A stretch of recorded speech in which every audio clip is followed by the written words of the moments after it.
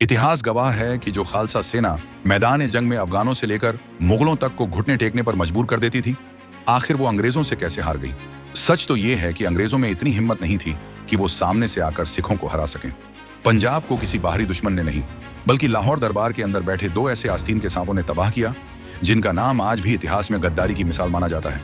लाल सिंह और तेज सिंह, दो ऐसे गद्दार जिन्होंने अपनी कुर्सी और जान बचाने के लिए हंसते खेलते पूरे पंजाब साम्राज्य का सौदा अंग्रेजों के हाथों कर दिया। लेकिन आखिर कौन थे ये दोनों, और इन्होंने खालसा राज की पीठ में छुरा कैसे घोंपा? चलिए जानते हैं आज की इस वीडियो में। ऐतिहासिक जानकारी के अनुसार इन दोनों का पंजाब की मिट्टी या सिख राज परिवार से दूर दूर तक कोई खून का रिश्ता नहीं था। ये दोनों बाहरी लोग थे जो सिर्फ सत्ता, पैसा और ताकत हासिल करने लाहौर आए थे। सबसे पहले बात करते हैं लाल सिंह की। कहा जाता है कि वो उत्तर प्रदेश और पेशावर बॉर्डर इलाके का रहने वाला था। अपनी चालाकी, चापलूसी और राजनीति के दम पर वो धीरे धीरे राजा ध्यान सिंह डोगरा का करीबी बन गया और बाद में लाहौर दरबार का वजीर बन बैठा। अब बात तेज सिंह की। इसका असली नाम था तेज राम। ये मेरठ का रहने वाला था। इसके चचेरे भाई खुशहाल सिंह पहले से ही लाहौर दरबार में ऊंचे पद पर थे और उन्हीं के सहारे तेज राम सेना में घुसा। धीरे धीरे अपनी मक्कारी और राजनीति से वो खालसा सेना का मुख्य सेनापति बन गया।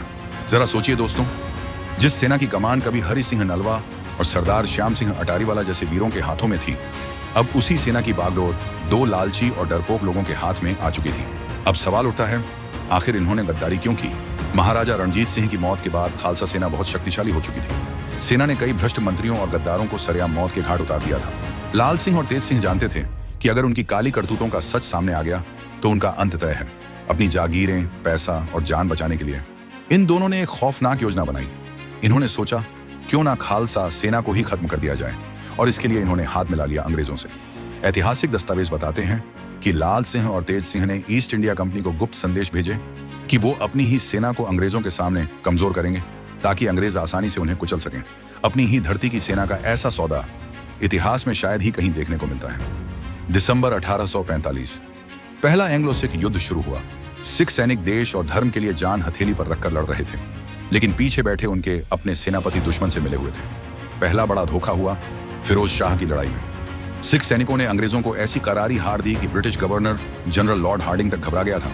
कहा जाता है कि उसने अपनी तलवार तक नीचे रख दी थी। अंग्रेज लगभग हार चुके थे, लेकिन तभी लाल सिंह ने अपनी ही सेना को बारूद और खाने की सप्लाई बंद कर दी और खुद मैदान छोड़कर भाग गया। बिना रसद और गोला बारूद के खालसा सेना जीती हुई बाजी हार गई। लेकिन सबसे बड़ा और काला धोखा अभी बाकी था। फरवरी 1846 सबराओं की लड़ाई। सिख सैनिक पूरी वीरता से अंग्रेजों को काट रहे थे। हर तरफ जो बोले सो निहाल के जयकारे गूंज रहे थे। तभी तेज सिंह ने अपनी असली चाल चली। वो युद्ध का मैदान छोड़कर भाग निकला, लेकिन जाते जाते उसने सतलुज नदी पर बने एकमात्र अस्थायी पुल को तोपों से उड़वा दिया। सोचिए दोस्तों, जिस पुल से सिख सैनिक पीछे हट सकते थे, वही रास्ता खत्म कर दिया गया। हजारों घायल सिख सैनिक अंग्रेजों की गोलियों से शहीद हो गए और कई सैनिक सतलुज नदी में डूब गए। सरदार श्याम सिंह अटारीवाला जैसे वीरों ने कसम खाई थी कि वो पीठ नहीं दिखाएंगे, और वो आखिरी सांस तक लड़ते लड़ते शहीद हो गए। इस तरह दो गद्दारों की वजह से वो महान सिख साम्राज्य, जिसे शेर पंजाब महाराजा रणजीत सिंह ने अपने खून पसीने से खड़ा किया था, अंग्रेजों के कदमों में चला गया। गद्दारी के इनाम में लाल सिंह को कुछ समय तक सत्ता मिली, लेकिन बाद में अंग्रेजों ने उसे भी दूध में पड़ी मक्खी की तरह निकालकर बनारस भेज दिया।